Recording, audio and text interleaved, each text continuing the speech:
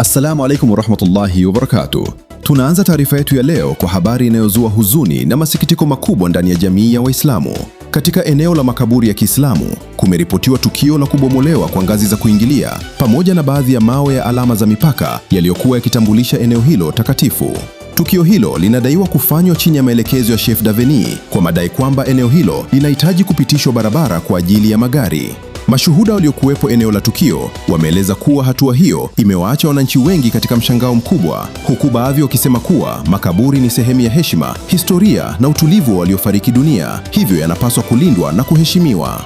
Wananchi na viongozi wa dini wameomba mamlaka husika kuchunguza swala hilo kwa kina ili kuhakikisha kuwa haki, heshima ya maeneo ya ibada na makaburi inalindwa kwa mujibu wa sheria na maadili ya kijamii.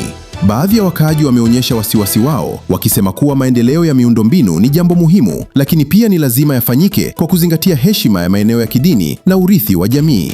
Pia Chef d'Entité Adjoint Sheikh Isa Ibrahim alikuwepo, tumsikilize. Alhamdulillah, wassalatu wassalamu ala sayyidina Muhammad wa ala alihi wa ashabi wa sallam. Ndugu zangu Waislamu, tuko sehemu ambao watu tunazikia, sehemu yetu ya mwisho kwa kila ambaye yuko natoweka katika maisha ya dunia. Tumekuja kuangalia sawa na jinsi tumezungumza kwenye mitandao kuhusu uharibifu ambao unafanyika sehemu ambao sisi Waislamu tuko nazikia. Kwa kweli tumekuja kujionea kwa macho. Kuna sehemu ambayo imegeuzwa inakuwa ni yalala yule ya makaburi ya ndugu zetu Waislamu, wanageuza kuwa yalala kwa kuwa natupia uchafu.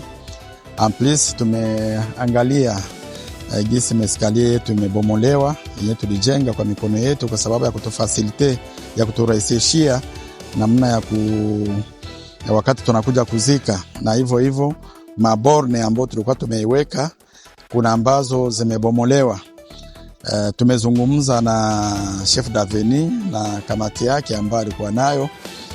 Katika mazungumzo tumefanya, tumekubaliana kwanza wasimamishe kazi ambao wako naifanya, na jambo la pili warudishe maborne zilikuwa zimetolewa nafasi yake ambayo zilikuwa. Alafu kutakuwa tena mazungumzo ya pamoja. Fikra ya kuweza kupasua barabara huku ni fikra nzuri, lakini isifanyike kwa kuweza kugandamiza kutugandamiza Uislamu kwa kunyakua sehemu zetu za kuzikia. Kwa hiyo tutaikaa pamoja na uongozi na Chef Daveni na kamati yake na viongozi wengine husika ili tuweze kuzungumza kwa pamoja, tuone hiyo fikra inaweza kutekelezewa namna gani inshallah. Mmoja wa wananchi alisema, tunataka maendeleo, lakini si kwa kuvunja heshima ya makaburi ya Waislamu. Lazima kuwe na mazungumzo na suluhisho lenye hekima.